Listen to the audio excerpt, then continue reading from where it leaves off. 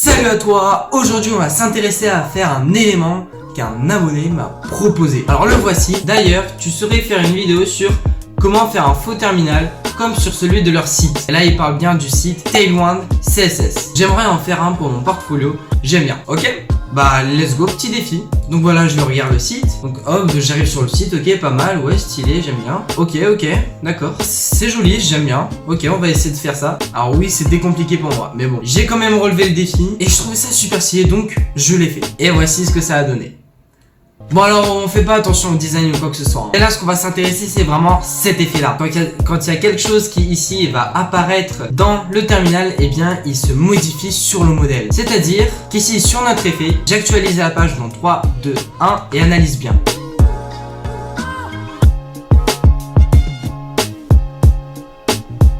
Voilà, donc ce qui s'est passé c'est qu'on a rajouté dans notre terminal le mot yeah, et il s'est donc rajouté dans notre petite box. Également un buy another box qui est entouré de span, on lui a ajouté une classe blue et ce qui a mis l'élément dans notre box en bleu. Et ça c'est un effet plutôt sympa à faire. Si tu es intéressé à voir comment est-ce que ça fonctionne à peu près cet élément que j'ai entièrement fait tout seul, et bah je te laisse regarder la vidéo. D'ailleurs n'hésite pas, comme il l'a fait, de m'écrire un petit commentaire et de me donner des petits effets, alors pas trop compliqués, pour que je puisse avoir de quoi faire et en plus d'avoir de petites nouvelles idées sur quel type de code faire ou sur encore qu'est-ce que je pourrais faire prochainement. Voilà. Ok, donc pour faire cet effet là, on va tout de suite commencer. Déjà on va rapidement créer tout ce qui est la mise en page.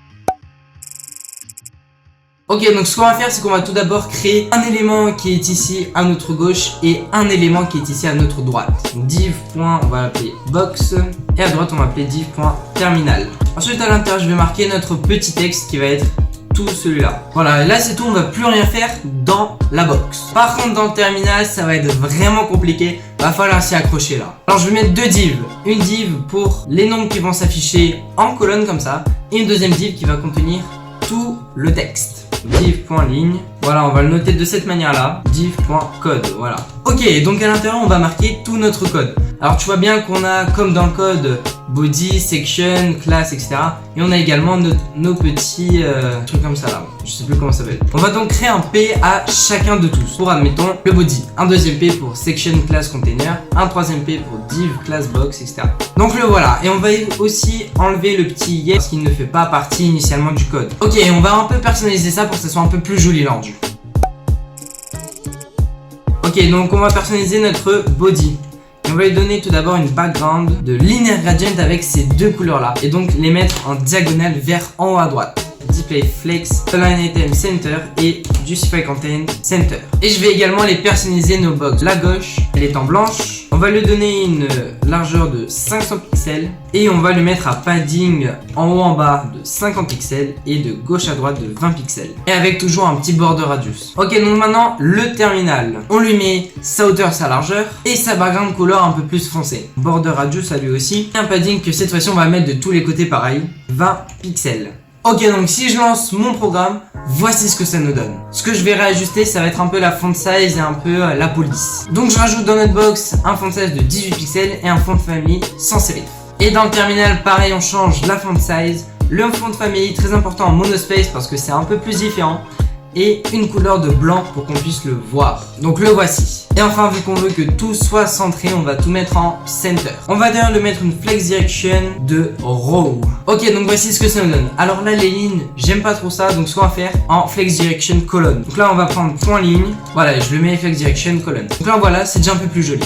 Et ce qu'on va faire, c'est qu'on va mettre un margin right de par exemple 20 pixels. Voilà, pour qu'on ait un petit décalage comme ça entre les lignes et le code. Et également ici, il nous faut un petit décalage parce que comme on voit, là c'est un peu plus joli. Donc on va rajouter à notre box un petit margin right de 50 pixels. Et voici ce que ça nous donne. Ok, tout est mis en place. Maintenant, on va passer à ce qui nous intéresse vraiment.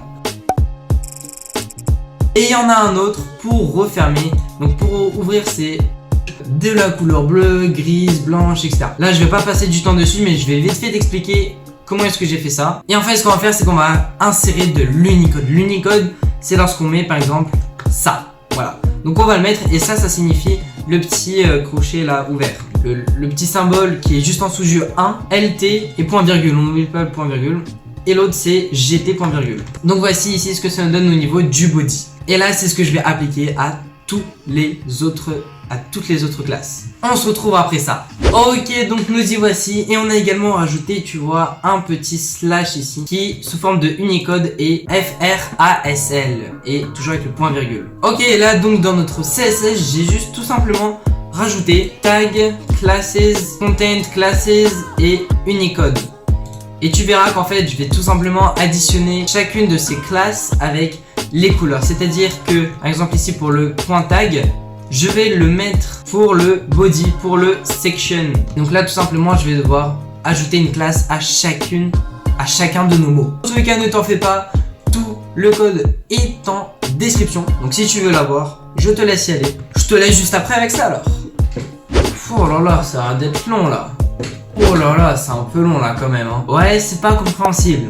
Mais je te comprends, c'est normal. Bon, on va juste un peu plus faire ça plus joli. Bon voilà, j'ai fait de mon mieux pour que ça soit le plus compréhensible possible. Mais grosso modo, en fait, c'est ça. Parce que ça fonctionne. Voilà, c'est magnifique. Ok, maintenant, ce qu'on va faire pour que ça soit un peu plus code quand même, on va tout décaler. Je sais pas si tu as marqué ici, mais c'est quand même décalé comme dans le vrai code. Ce que je vais faire, c'est que je vais marquer point terminal. Donc, je vais à chaque fois les sélectionner avec NTH of type. Je sélectionne l'élément 2 et je vais mettre un margin left de 20 pixels. Et donc ça, c'est ce que ça nous donne. Et on va faire de même NTH of 3 of type 3. Ça veut dire qu'on sélectionne notre élément 3 du P. Et à chaque fois, je vais mettre 20 pixels en plus à chaque fois qu'on va à une ligne suivante. Comme tu peux le voir, on est au div 40 pixels. Je recopie-colle tout. Ensuite, on va marquer pour le 4. Là, on va marquer 40 plus 20, donc 60. Voilà, j'ai décalé le P. Et ensuite, la div, elle doit revenir au niveau de celle-là, donc 40 pixels. Voilà, et le 3 petits points, on va le mettre un peu plus, un peu en dessous. Voilà, donc là, tout est placé. Maintenant, ce qu'il nous reste à faire, c'est l'effet en entier. Ok, donc maintenant, je vais plus du tout toucher à mon CSS. Par contre, l'HTML, on va devoir ajouter des petites classes par-ci par-là, mais tu verras pourquoi. Franchement, c'est très compliqué pour moi le JavaScript. Je m'y débrouille pas trop du tout. Hein. Je sais faire du Python un peu, mais JavaScript, mais vraiment un tout petit peu, hein. Pas grand-chose. Et là, on est vraiment allé un peu plus loin dans un niveau supérieur. Donc voilà. Donc ici, en fait, sur notre site, c'est dès que je rafraîchis la page, un petit instant après, tout s'affiche. Pour cela, ça signifie que on va marquer document.addEventListener. On va créer tout notre élément à partir de du lancement de la page. Et c'est exactement le DOM content loaded. On va exécuter la fonction. Pour bien t'expliquer, on va rajouter l'élément yet 2 secondes après le lancement de la page dans notre terminal. Et en même temps, on va l'ajouter 2 secondes après dans notre box qui se trouve ici. Et pour faire ça, en fait, il faut que je mette une classe ici juste après le control pour que je dise à mon JavaScript, voilà, moi je veux que dans cette classe que j'ai mis juste après control, il s'apparaisse espace yeah espace. Et je fais exactement de même dans le terminal. C'est pour cela que là où il y a le yeah, du coup, on n'en a pas besoin. Et on va marquer un span de cette manière-là. Et on rajoute un box text, comme ça. C'est que je vais marquer le texte qu'on va devoir insérer. Yeah, avec 2 espaces sur chaque côté. Ce que je pourrais faire, c'est tout simplement set timeout, où je mets function, et que là je dise que à mon box text, je fasse .text content, ce qui va faire que ça va modifier en fait la forme du texte, et je vais faire plus égal, bam, je marque comme ça. Donc là, si j'actualise, hop, on attend 2 secondes, et hop, il s'affiche le yeah. Donc voilà déjà une très grande avancée. Ça c'est déjà un cas de base, donc ça c'est excellent. Mais nous ce qu'on va faire, c'est faire un peu plus poussé. On veut que ça fasse le petit effet écrit. Voilà, de cette manière là, comme sur leur site ici, où c'est vraiment genre tout écrit. Ici on peut voir TITT, ça écrit.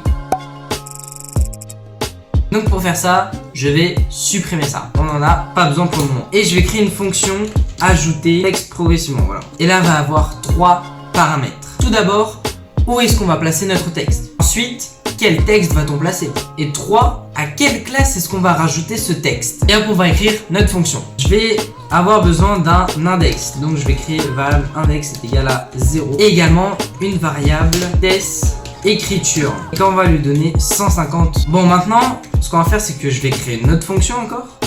Que je vais marquer ajouter caractère. Donc là, c'est la fonction qui va nous permettre de faire caractère par caractère. Ok, donc là ce qu'on va faire, c'est qu'on va sélectionner notre element.text content.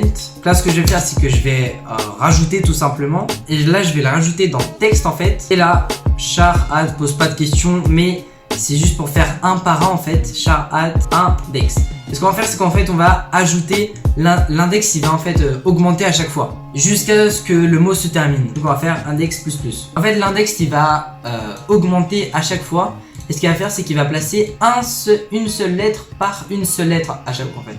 C'est à ça que sert le point char add entre parenthèses index. Ok, bon, mais jusqu'à où est-ce qu'on va devoir ajouter un index et devoir ajouter les lettres?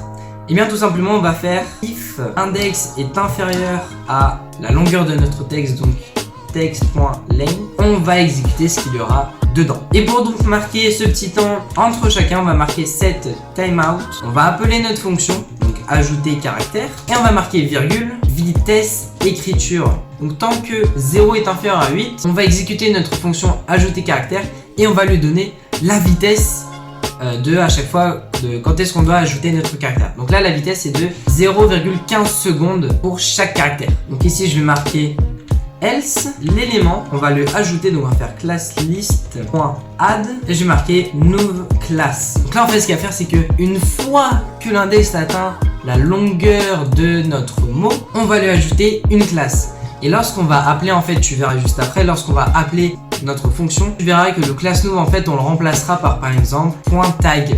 Et ce qui va faire que l'élément deviendra rouge. Ah, il y a un élément très important, bien évidemment, il faut que la fonction s'exécute. Donc, ajouter caractère. Voilà, on arrive quasiment à la fin. Là, vraiment, on est à la toute fin. Là, ce que je vais dire, c'est que on va faire le set timeout et on va tout simplement appeler notre fonction. Donc, ajouter texte progressivement, voilà, box text. Parce que nous on veut qu'on se place ici dans le point box text, virgule, quel élément? C'est le texte à ajouter. Donc hop, je le sélectionne, je le copie. Très importante notion, qu'est-ce qu'on va lui rajouter en fait comme classe? Donc, je vais créer notre classe, point dans le terminal, admettons, color white. Donc je vais tout simplement donner celui-là, comme ça, texte terminal. Et ce qu'on va faire, c'est qu'on va marquer que ça va se réaliser 2 secondes après le lancement de notre page, donc virgule 2000 ici. Voilà, en fait, il fallait juste mettre en premier l'élément qu'on rajoute, en deuxième où est-ce qu'on insère et en troisième la classe. Si j'actualise, voilà ce que ça nous affiche. Alors oui, ça devient blanc, mais peut-être parce que voilà, là c'est texte terminal, là on va marquer point text box color black. Marquez ici text box. Voici ce que ça donne, c'est donc magnifique. Maintenant ce qu'il faut faire, c'est le faire exactement pareil, mais dans le terminal.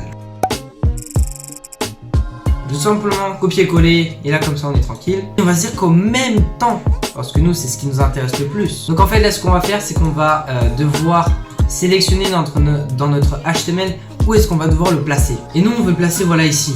Span classe texte ajouté, qui est en fait ici dans le terminal juste après le control. Donc je prends ça, voilà, je le mets ici et hop, et point texte ajouté. Et en fait on va ajouter exactement la même chose, c'est le hier. Et là ce que je vais faire, c'est que je vais tout simplement modifier ici. Alors, je vais tout simplement le copier et coller ici. Donc là en fait ça va exécuter en même temps les deux fonctions. Terminal. Et voilà, si on regarde ce que ça nous donne, c'est magnifique.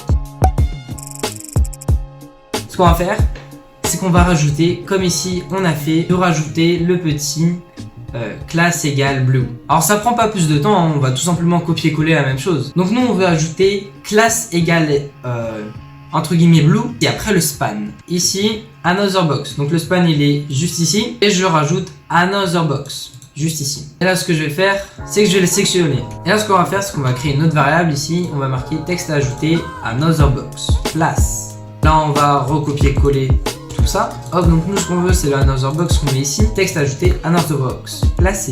Et on va admettons mettre 4 secondes. Comme ça on voit bien comment, quand est-ce que ça se passe. Hop, faire notre yeah. Et ensuite on a la classe. Nickel. Bon, il nous reste à mettre le égal avec le petit blue. On va recréer encore, on va marquer juste égal et blue. Alors là on rencontre un problème, c'est qu'on a deux guillemets. Ce qu'on va faire, c'est qu'on va tout simplement mettre dans le JavaScript les autres types de guillemets. Et où est-ce qu'on va le mettre? Bah juste après le another box. Ce que j'ai fait, c'est que je crée ma première box où on va rajouter le class et qui lui du coup va être en gris. Et par-dessus, juste après, je vais rajouter la classe blue qui lui va être en bleu. Et donc là en fait on va marquer blue. Et si on analyse attentivement maintenant ce qui va se passer, c'est en gris. et bam, ça devient bleu. Bon ok, c'est parfait, on a marqué notre blue, mais bon, maintenant il faut modifier le petit blue dans notre box en fait. On va rappeler encore notre fonction. Et là, dans notre HTML, on va sélectionner cet élément, by another box. Donc je vais créer un span, je prends l'élément que je colle ici, je rajoute ici. Là, je prends notre another box qu'on va mettre là. Ah, et en fait, je me trompe, c'est pas ça qu'on va faire. Ce qu'on va faire, c'est qu'on va tout simplement lui faire changer la couleur au bout d'un certain temps. C'est tout ce qu'on veut. On va prendre notre classe, donc another box style.color.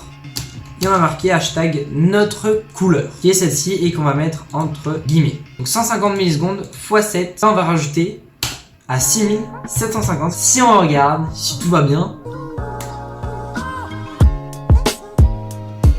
Et voilà, ça devient bleu. Je te remercie encore d'avoir regardé cette vidéo jusqu'à la fin. N'hésite vraiment pas à m'envoyer un petit défi comme ça que je pourrais refaire. Et puis moi je te dis à la prochaine, ciao.